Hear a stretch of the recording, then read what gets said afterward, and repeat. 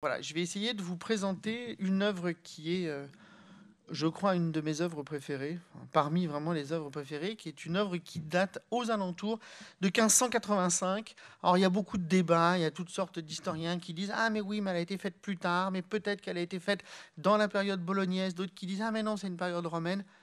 Peu importe, cette œuvre est conservée. On estime qu'elle est à partir de 1585. Cette œuvre est conservée à la Galleria Colonna à Rome. Cette œuvre se nomme Il Mangiafagioli, le mangeur de haricots. Alors, cette œuvre, elle est emblématique pour énormément de choses. Elle est emblématique pour la culture italienne, elle est emblématique pour une histoire même de la République italienne au 19e. Elle est emblématique de cette représentation de ce qu'on appelle en italien i terroni, qui sont les travailleurs et les paysans. Et cette œuvre, elle est emblématique parce qu'elle va changer à la fin du XVIIIe siècle les grands paradigmes. On va passer effectivement d'une peinture qui n'est plus une peinture ni maniériste ni symbolique à ce qu'on appelle une peinture de genre, c'est-à-dire une peinture qui va s'intéresser à représenter ce qui advient en monde. Alors, cette peinture est donc réalisée par un peintre qui s'appelle Annibale Carracci, qui est né en 1560 et qui est mort en 1509. Il est né à Bologne et il est mort à Rome. Il a été appelé à la toute fin du siècle, entre 1595 et 1597, il a été appelé à Rome pour entièrement peindre à fresque les grands salons de ce qu'aujourd'hui on appelle le Palazzo Farnese, qui est l'endroit où il y a l'ambassade de France, pardonnez-moi. Donc tout le bâtiment, tout l'intérieur et les grandes salles sont entièrement peints à fresque par Carracci. On raconte que le commanditaire Farnese aurait été assez déçu des peintures de Carracci et que Carracci en aurait eu une tristesse et une mélancolie qui l'aurait probablement conduit jusqu'à la mort. Toujours est-il qu'on en est bien loin de tout ça. Ce qu'il faut comprendre, c'est que les Carracci, c'est une grande famille. Il a son frère qui est donc Agostino Carracci et il y a son cousin qui est Lodovico Carracci. Les trois sont extrêmement importants parce que ça va être les trois grands peintres instigateurs de ce qu'on va appeler une histoire de la peinture de genre en Italie. Le tableau fait 57 par 68, c'est une huile sur toile, c'est donc un petit format. Et je rentrerai après dans la description de l'ensemble. Mais en tout cas, ce que vous voyez, c'est assez simple. C'est un plutôt jeune homme, un paysan ou un ouvrier, on ne sait pas exactement. Il n'y a pas de grande possibilité de décider, qui est assis à une table et il déjeune. On en reparlera avec plus de précision, mais vous pouvez le voir donc directement. Le repas est composé d'un certain nombre d'éléments, d'un bol de cornilles. J'expliquerai ce que c'est et je vous dirai pourquoi ce sont des cornilles. Un bol de cornilles, un fagot d'oignon, ce qu'on appelle une pagnotta, qui est ce petit pain quadripartite, mais il peut être autrement, mais la pagnotta qui est là. Un autre bout probablement d'une pagnotta, mais qui est sous la main du personnage. Le vin, qui est un vin clair, et au centre, ce qui a été évidemment un des objets emblématiques de cette peinture, qui est la torta d'herbe à la bolognaise, ou ce qu'on appelle l'herbazzone, qui est cette tourte qui est faite d'une farine et qui est remplie en fait d'un peu de ricotta et de beaucoup d'herbes, beaucoup de blettes et d'herbes amères. Bon, voilà, vous avez une description, tout ça dans un intérieur, avec cette fenêtre un peu étrange et cette croix un peu sordide. Voilà. Et donc on reparlera de la structure de tout ça pour comprendre. Avant tout ça, il faut, pour comprendre la puissance de ce tableau et l'intérêt de ce tableau, il faut rappeler un tout petit peu un contexte historique de ce bazar. Les frères Carracci naissent dans les années 1560. Les années 1560, c'est une décennie qui est extraordinairement importante. C'est une décennie les plus importantes dans l'histoire de l'art, et particulièrement pour ce moment-là, puisque 1562, c'est la conclusion du Concile de Trente. La conclusion du Concile de Trente va ouvrir évidemment à des chantiers théologiques absolument considérables, mais vont ouvrir à des réformes du processus esthétique qui, eux aussi, vont être extraordinairement considérables. Donc ça veut dire qu'ils vont grandir et apprendre la peinture dans un temps qui est celui de la contre-réforme et celui de la crise issue de la contre-réforme. Ça, c'est la première chose. La deuxième chose, c'est qu'il faut comprendre que de 1566 à 1597, Bologne est devenue une ville qui est intégrée dans les États papaux en 1506. C'est Jules II qui arrive à conquérir la ville de Bologne. C'est-à-dire qu'elle est depuis peu, elle appartient aux États pontificaux et qu'elle est considérée comme étant la deuxième ville après Rome dans son importance. Ça veut dire qu'autant vous dire que la position stratégique de Bologne est extrêmement forte. Et Bologne est dirigée de 1566 à 1597 par un même personnage qui sera successivement évêque puis archevêque et cardinal, puisqu'il sera nommé cardinal en 65, qui est extrêmement important pour l'histoire de l'art, qui est un monsieur qui s'appelle Gabriele Palleotti. Gabriele Palleotti est important, pourquoi? Parce que Gabriele Palleotti a publié en 1582 un ouvrage qui va absolument transformer l'histoire de l'art, même si aujourd'hui on l'a complètement oublié, mais il a été important, qui s'appelle Discorso intorno all'immagine sacre profane. C'est un livre qui va régler, si vous voulez, la modernité de l'usage et de la construction de l'image après le Concile de Trente et à partir de la fin des dernières décennies du XVIe siècle.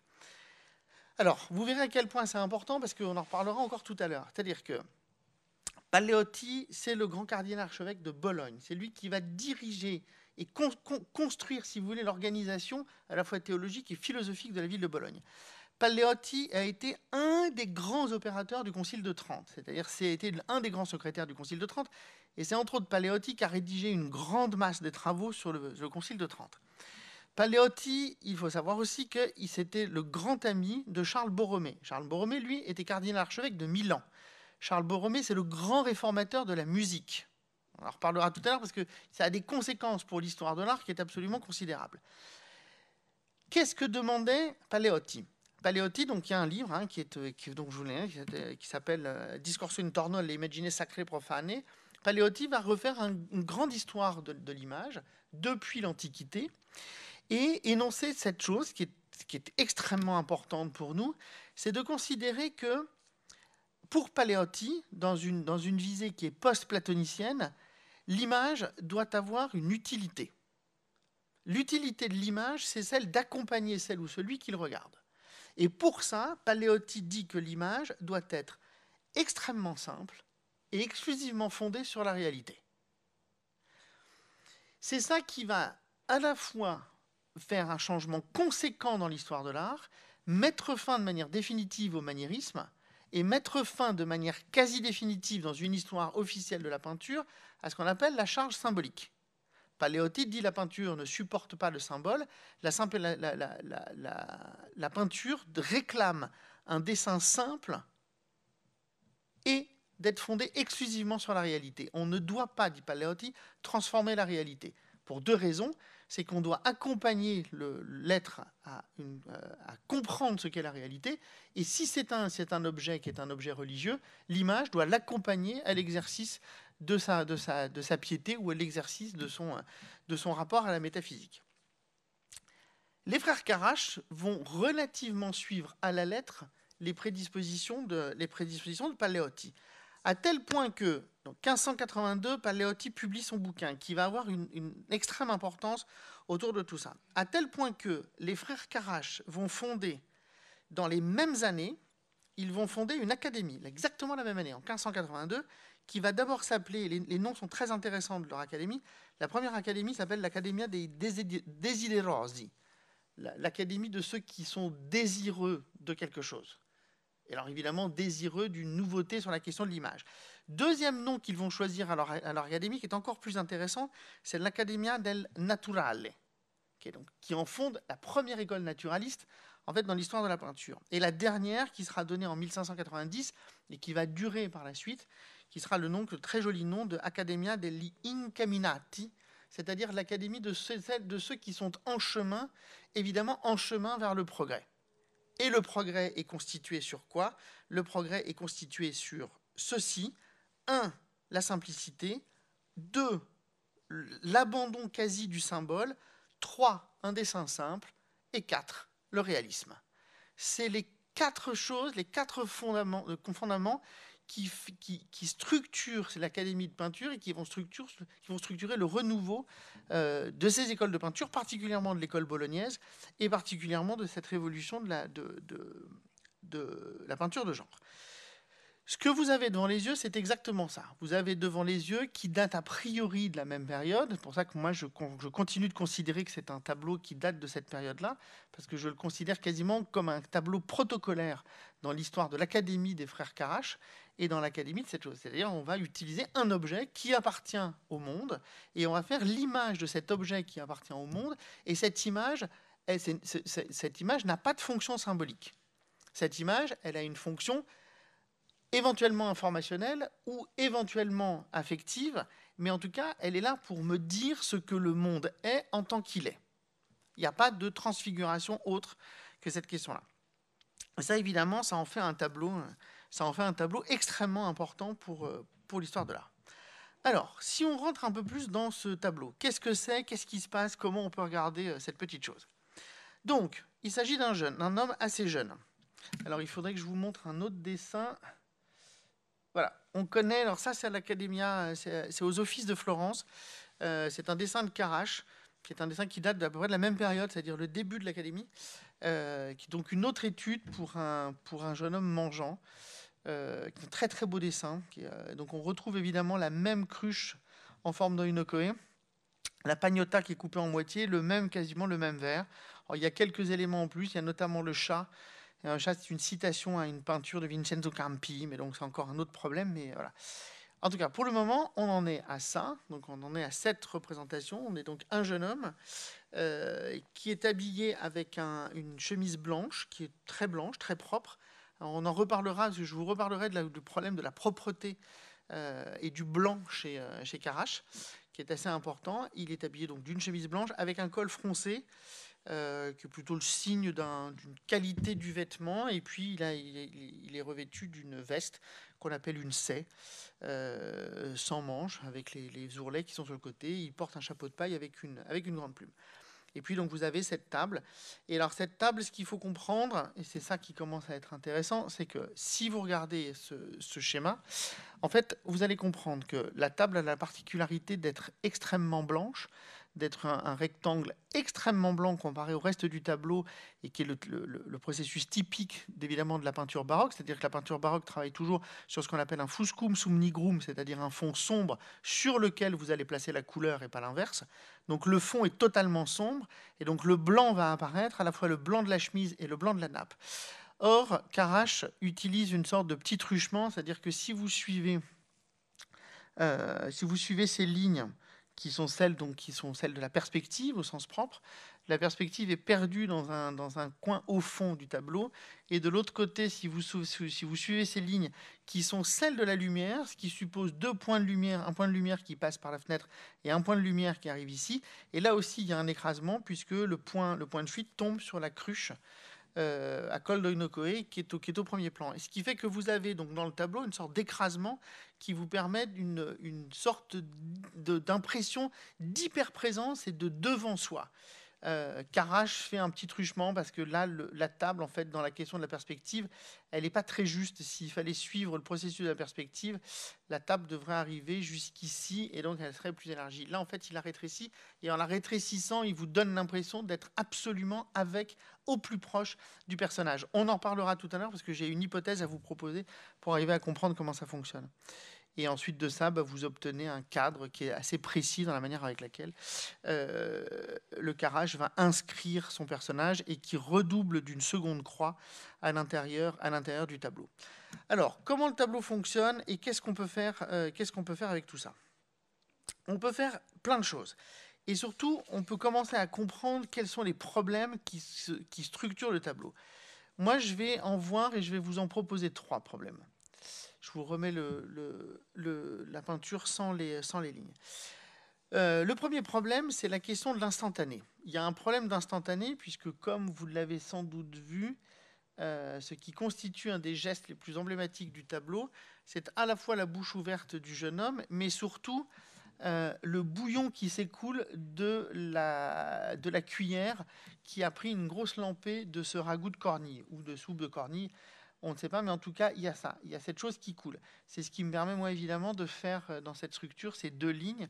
Ça, c'est la ligne qui passe par le centre du tableau. Ça, c'est la ligne qui passe par la coulée. Et à partir de ça, on reconstitue cette grande croix qui est au centre du tableau. Donc, cette première chose, c'est ce premier problème, en fait, qui est cet instantané, c'est-à-dire qu'on est sur le travail du peintre et d'avoir produit un instantané, et un instantané dont le centre absolu de l'opérativité, c'est cette soupe. Alors cette soupe, qu'est-ce qu'elle a d'intéressant? Cette soupe, elle est intéressante parce que techniquement, à l'inverse de la peinture de Vincenzo Campi, on avait déjà fait un Filiconi sur Vincenzo Campi, mais on avait fait un Filiconi sur les mangeurs de ricotta. Vincenzo Campi a fait un tableau qui s'appelle Il mangia les mangeurs de fèves. Je ne sais plus le titre exact en italien, les mangeurs de fèves, qui date de la même période où vous retrouvez. Sauf que ce sont des fèves, ce sont des favas. Sauf que là, ce ne sont pas des fèves. Là, ce sont des haricots cornilles, ce qu'on appelle des haricots cornilles ou des doliques. Alors, ce qu'il faut comprendre, c'est que les doliques n'appartiennent pas à la famille des haricots. Alors, vous allez me dire, qu'est-ce que ça peut nous importer? Ça va nous importer plusieurs choses. C'est-à-dire qu'il faut comprendre que la famille des Phaseolus, c'est-à-dire les haricots, arrive en Europe au XVIe siècle, pas avant. C'est-à-dire qu'au XVIe siècle, on est au tout début de la consommation des haricots, de la production et de la consommation des haricots. C'est un plat qui n'existe pas encore réellement, le haricot. Ce qui existe, c'est évidemment les fèves, et ce qui existe, c'est ça, c'est ce qu'on appelle les doliques ou les cornilles. Et alors, ce qui est intéressant, c'est que les doliques et les cornilles, ça appartient à la famille des fabacées, donc même chose, enfin même famille un peu éloignée, mais en tout cas de manière générale, c'est la même famille botanique que les fèves, c'est la famille des fabacées.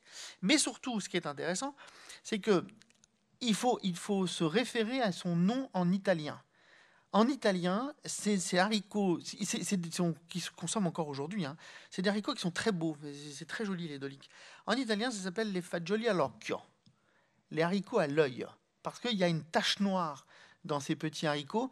Et donc, ce que le jeu du peintre, c'est immédiatement, en présentant un bol de fagioli all'occhio, il indique deux choses. Un, il indique évidemment la dimension populaire, c'est-à-dire c'est une alimentation qui appartient à une certaine classe.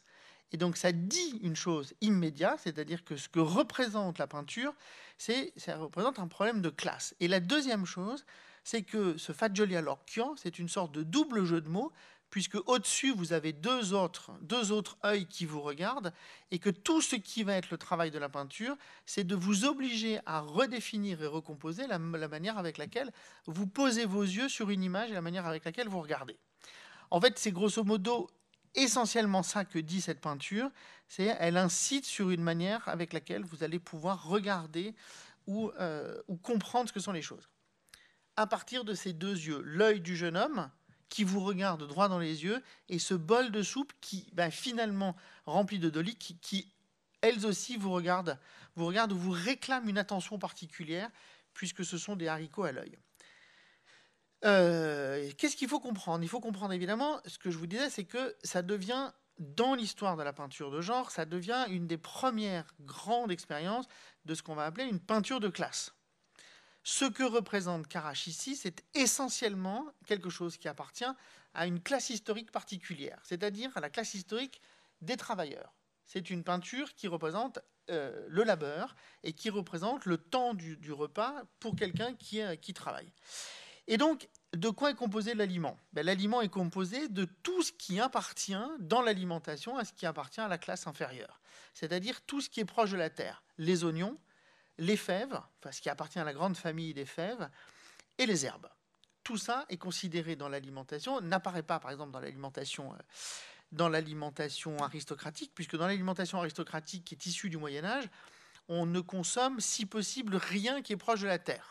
On consommera évidemment beaucoup plus les oiseaux parce que c'est proche du ciel, et on consommera évidemment les fruits parce que c'est proche du ciel. On ne consomme donc pas les légumes racines, on ne consomme si possible pas les oignons parce que c'est aussi dans la terre, etc., etc., etc.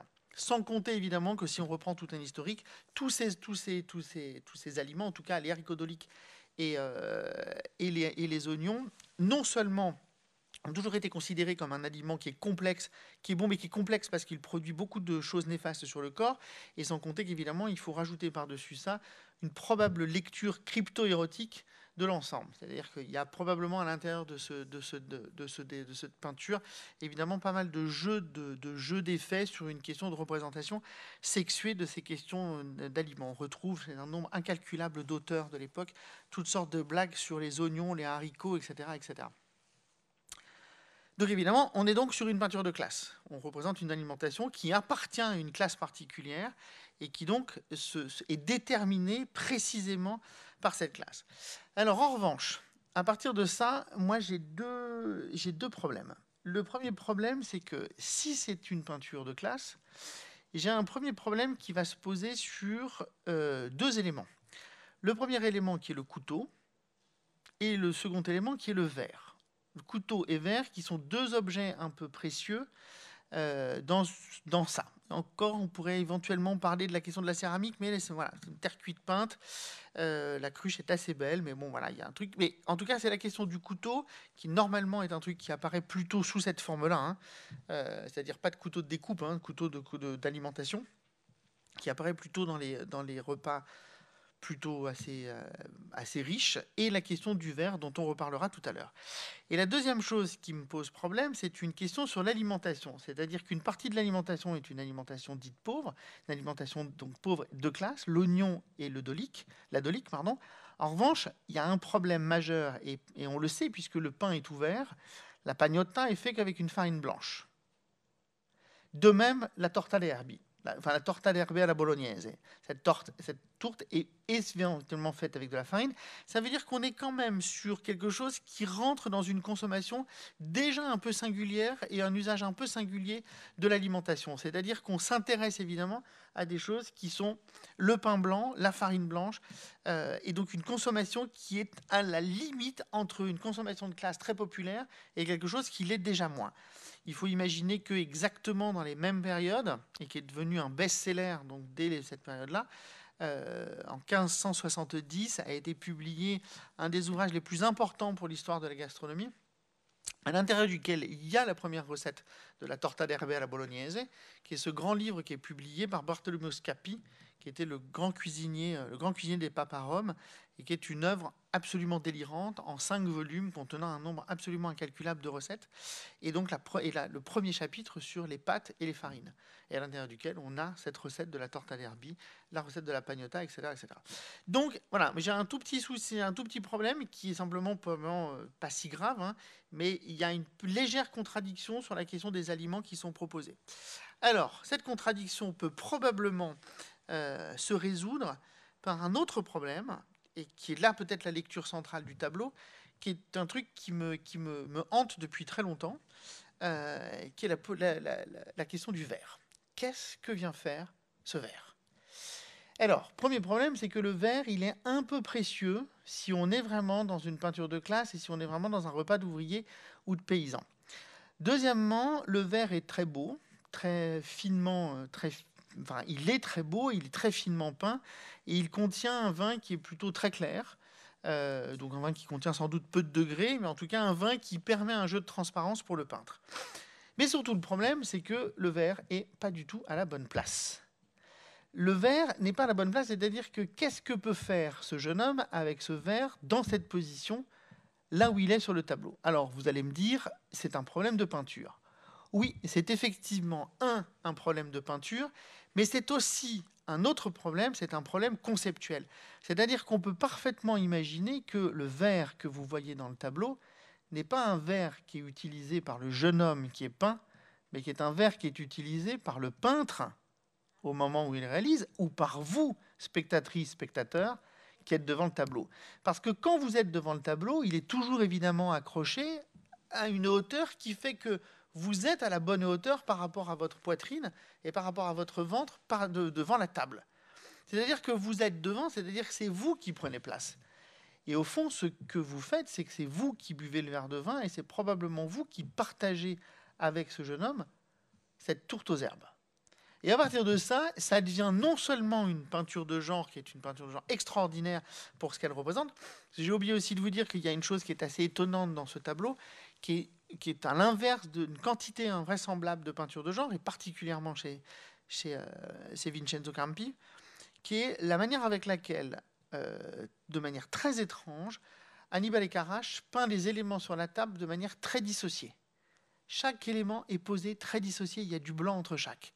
Comme si c'était un étal, ou comme si c'était vraiment une sorte de display très particulier pour pouvoir les poser. Le seul élément qui est en double fond, en superposition, c'est le vert. Donc c'est que le vert pose un problème. C'est que le vert pose un problème parce qu'il va m'obliger à regarder le tableau autrement. Et il va m'obliger à le regarder autrement parce que je vais devoir m'intégrer à l'intérieur du tableau. C'est moi qui vais finir par boire un verre et qui vais finir par partager le repas avec ce personnage. Ce qui en fait évidemment un objet absolument incroyable. Et pour finir, pour ça, je vais vous montrer, je vous en ferai ultérieurement, un truc, c'est-à-dire que le verre a obsédé Carrach dans une grande partie de sa vie, il y en a plusieurs, et il y a un autre tableau qui est, après celui-ci, un de mes autres tableaux préférés dans l'histoire de la peinture, qui est celui-ci, qui est Le jeune homme buvant. Alors, il y en a eu plusieurs copies, plusieurs objets, celui-ci conservé à Zurich. C'est ceux que je préfère sur les questions des couleurs. Là aussi, qui est un objet totalement énigmatique et totalement étrange, au-delà évidemment d'une prouesse de la peinture. C'est-à-dire que sur cette question de la fabrique de l'image et de la production de l'image, c'est totalement délirant. Donc, c'est-à-dire que le verre, là aussi, le verre est le protagonisme central. Et mon hypothèse, c'est de considérer que dans les deux peintures, c'est à partir du verre que toute la lecture de la peinture se fait. Dans Les mangeurs de haricots, c'est à partir du verre qu'on est capable de lire la peinture. Ici, c'est pareil. Et il y a un autre problème, on en reparlera une autre fois, un autre problème dans ce tableau qui me fascine depuis toujours, qui est évidemment la tache sur la chemise du jeune homme. Bon, il y a la couleur du vin, mais ça, c'est encore autre chose. Mais c'est la question de la tache. Donc voilà, mon hypothèse, c'est de considérer que ce que vous voyez là, en fait, c'est un tableau fondateur de l'histoire de l'art. Et que ce tableau, en fait, il y a deux éléments qui permettent de le lire, qui est évidemment la coulée du bouillon sur cette question de l'immédiateté. L'image est un rapport à l'immédiateté. Et cette question de la position du verre de vin, qui en fait inclut la question du spectateur et qui en ferait, à mon sens, une des premières grandes œuvres d'art incluant la question de l'adresse. Théorie du genre et théorie de l'adresse. Et qui en fait un objet d'une singularité absolue et un objet assez bouleversant.